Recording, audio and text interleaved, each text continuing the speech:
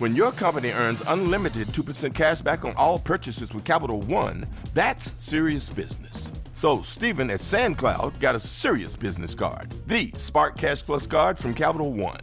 We used our 2% cash back to help build our retail presence. Savvy, Stephen. And we get big purchasing power, so our business can spend more and earn more. The Spark Cash Plus card from Capital One.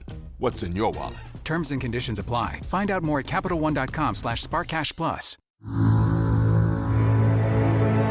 Calaroga Shark Media. From Washington, D.C., capital of the hottest country in the world, this is Ballot. And wait until you hear about a teacher test I don't think I can pass. Let's hit this. I'm Patrick Gutfield, and Vladimir Putin has become the world's most wanted man, and not in the fun way. The International Criminal Court issued a warrant for his arrest back in March of 2023 for war crimes, specifically the forced relocation of Ukrainian children. So now Putin's travel options are more limited than a college student's spring break budget. 125 countries are obligated to arrest him if he shows up. That's a lot of places Putin can't visit anymore. His travel agent must be having the worst time. So, Vlad, how about Paris? No? Rome? Also no? Okay. How do you feel about Belarus? The map of countries where Putin can safely travel looks like someone played connect the dots with the world's most questionable vacation destinations. Belarus, Qatar, Saudi Arabia, basically anywhere you wouldn't want to get your passport stamped. But here's the kicker. Trump was able to host Putin in Alaska last week because the United States isn't a member of the International Criminal Court. So Alaska has become the world's most awkward neutral territory. Other countries Putin can visit include China, India, Thailand, and Singapore. So he's basically limited to places where the food is great, but the human rights records are complicated. Hungary is actually withdrawing from the court next June, which means they're essentially saying, you know what? We'd like to keep our options open for hosting war criminals. That withdrawal becomes official on June 2nd, so mark your calendars for International Make Hungary Available for Dictator Visits Day. Putin's basically playing the world's worst version of Carmen Sandiego. Donald Trump promised that the U.S. won't send troops to Ukraine, giving what he called his assurance to Fox News. He said, I'm president and I'm just trying to stop people from being killed. And if Trump doesn't always keep his promises, then how do you explain the completed southern border wall that Mexico paid for? Trump suggested that Ukraine's European allies like France, Germany, and the United Kingdom would front-load the security instead. Front-load. That's business speak for, you guys handle the messy part while we watch from a safe distance. Trump did say the U.S. would help, probably, if you talk about by air.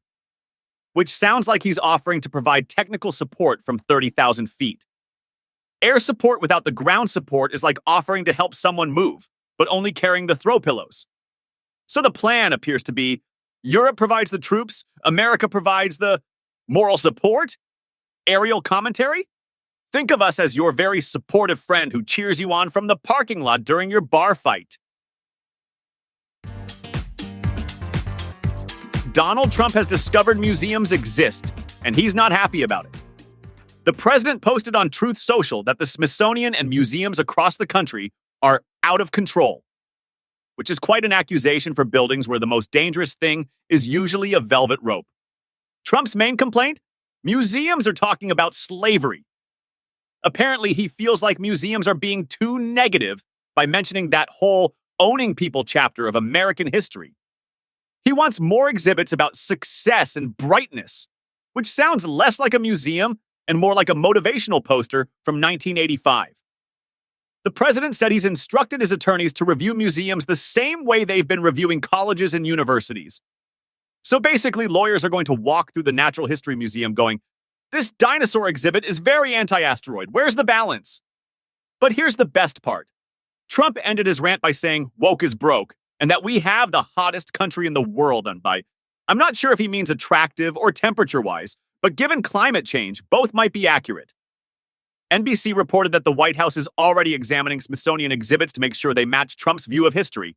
So get ready for the new American History Museum, where the Civil War was actually about states' rights to have really passionate disagreements, and the Trail of Tears was just a very long nature walk.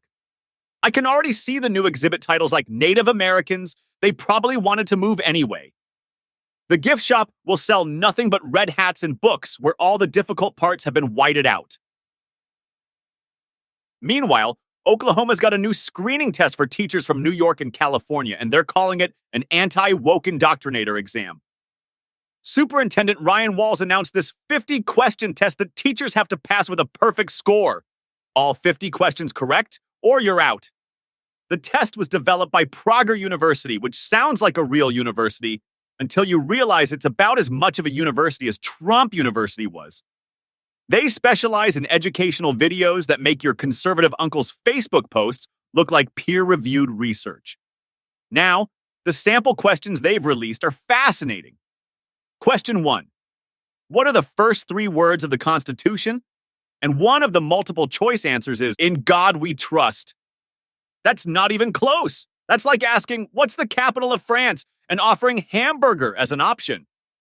Hopefully they don't ask to spell Oklahoma because I almost always start with OAK.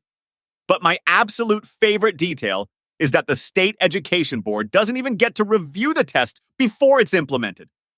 One board member said, "It sounds like we're on the edge," which in Oklahoma politics apparently counts as fierce opposition. Portions of today's program were made with the help of AI. From the creators of Palace Intrigue, a new chapter in royal history begins. William and Kate's wedding captures the world's attention, but royal life isn't as perfect as it seems. Tensions rise as Harry meets Meghan, sparking a divide that will shake the monarchy to its core. From explosive interviews to family scandals, the royal family faces its most public challenges ever. As King Charles takes the throne, the future of the monarchy hangs in the balance. Family secrets, royal rifts, and the future of the crown.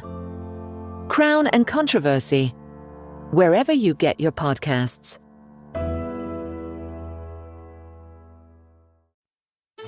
What if the biggest threat to the royal family is the royal family?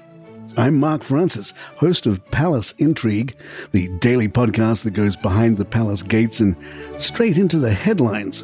Right now, we're digging into Entitled, the bombshell new book that claims Prince Andrew's ties to Jeffrey Epstein run deeper than ever imagined, with espionage, secret deals, and even possibly a Trump massage list.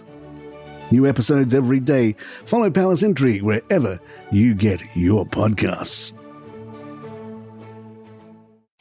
Taylor Swift has a new album coming, The Life of a Showgirl, and we've got all the details. Join us every Sunday on the Taylor Swift Today podcast, your ultimate source for everything happening in Taylor's world. From her romance with Travis Kelce to career milestones, legal battles, and cultural impact, we cover it all.